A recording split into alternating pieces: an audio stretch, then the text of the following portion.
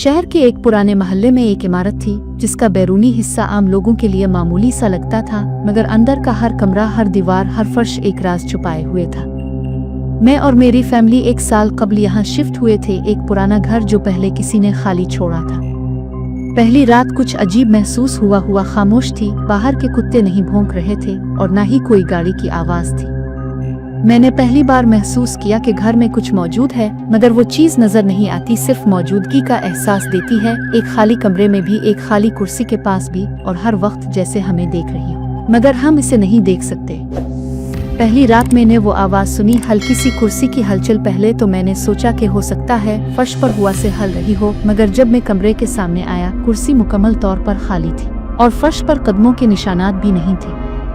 मैंने खुद को समझाया कि शायद ये मेरी सोच का खेल है, लेकिन अगली रात ये हरकत ज्यादा वाज़ेह, ज्यादा डरावनी हो गई। हर रात वो कुर्सी आहिस्ता आहिस्ता पीछे हिलती, कभी दाएं कभी बाएं, और कभी पूरे कमरे में घूमती, जैसे कोई छोटे कदमों के साथ उधर उधर घूम रहा हो, लेकिन कदमों की आवाज नहीं, सिर्फ कुर्सी की हलचल। हमने घर की हर चीज को चेक किया, किसी खाली कंडीशनर, किसी पाइप या वेंटिलेशन का असर नहीं था। यह हरकत खुदकार लगती थी, मगर कोई भी इसे नहीं कर रहा था।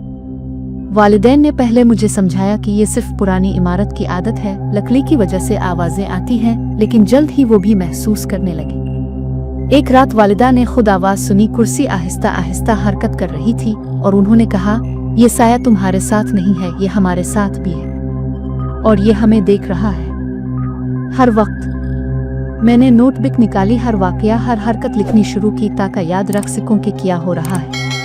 पहली रातों में साया खाली कमरे में मौजूद रहा, कभी कुर्सी के पास, कभी फर्श के किनारे पर, कभी अलमारी के करीब, मगर हर बार मौजूदगी के साथ एक सर्दी भी आती, जो सिर्फ जिस्म पर महसूस नहीं होती थी, बल्कि दिल और दिमाग में भी उतर जाती थी। हमने इस साया को कभी पकड़ने की कोशिश की, मगर हाथ सिर्फ हवा से टकरा रहे थे, जैसे ये किसी भी जिस्मानी शी से नहीं बनता।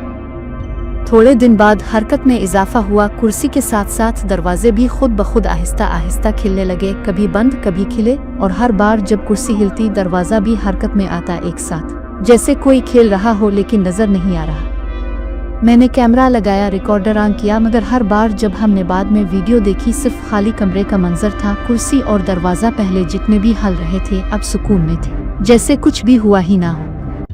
एक रात मैंने हिम्मत करके कुर्सी के करीब कदम रखा, हाथ इस पर रखा, और अचानक कुर्सी जोर से हिलने लगी। मुझे जमीन पर गिरने से बचाना मुश्किल हुआ, और इस वक्त मैंने पहली बार महसूस किया, ये हरकत बेजान नहीं, ये इरादा रखती है, ये देख रही है, और ये जानती है कि मैं खौफजदा हूं। मैंने फौरन पीछे हटा और कुर्सी रुक गई, मगर वो छोटा सा हुआ का झुमका जो इसके साथ आया था, मुझे लगा जैसे कोई सांस मेरी गर्दन पर है।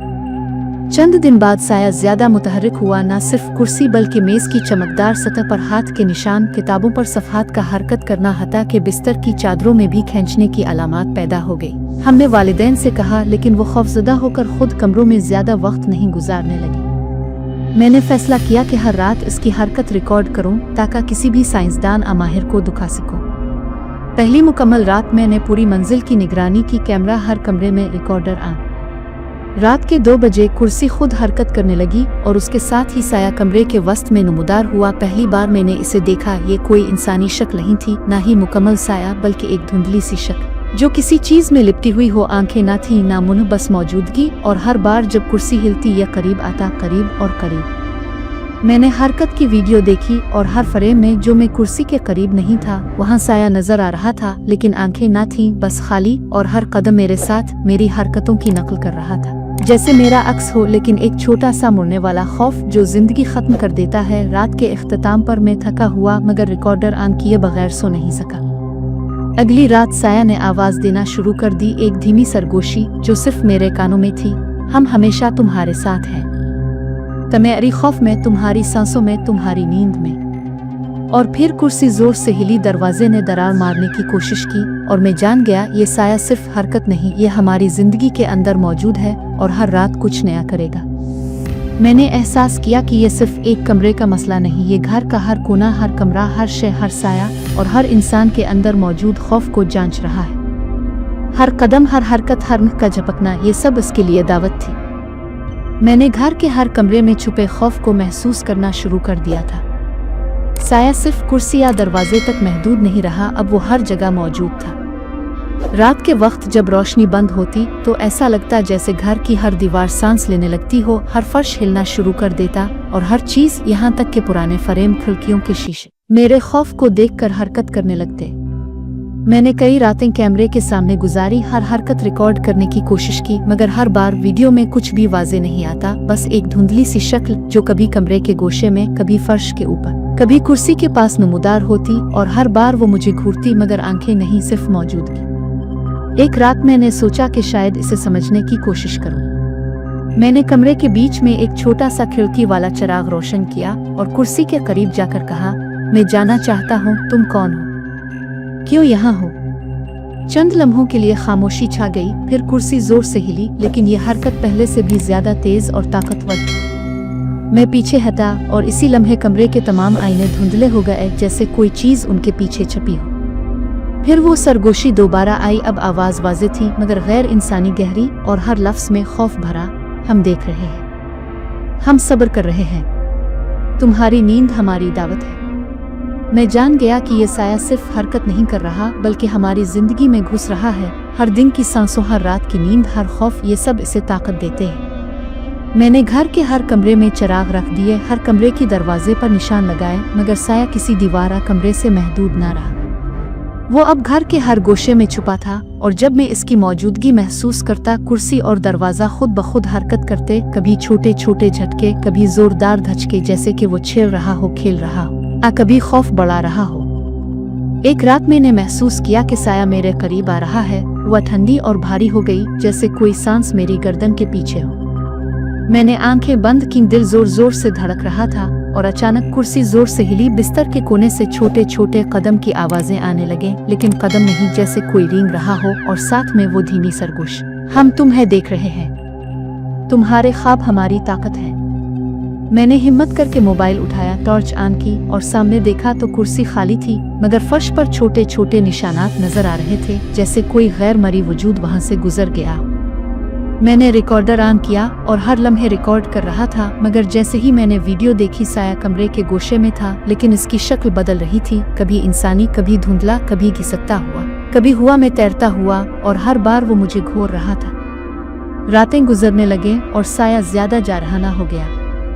कभी कुर्सी को कमरे के बीच में धकेल देता, कभी दरवाजे पर जोर से मारकर मुझे खौफजदा करता।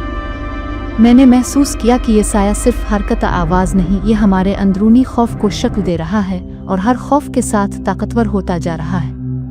वालिदैन भी अब नींद में खौफ महसूस करने लगे, कभी खुद को हल्का सा धक्का महसूस करना, कभी कमरे के बीच में साया देखना और कभी सरगोशी सुनना, जैसे कोई मुसलसल हमें याद दिला रहा हो कि हम उसके जेर असर हैं। मैंने एक दिन फैसला किया कि साया की हकीकत जाननी चाहिए।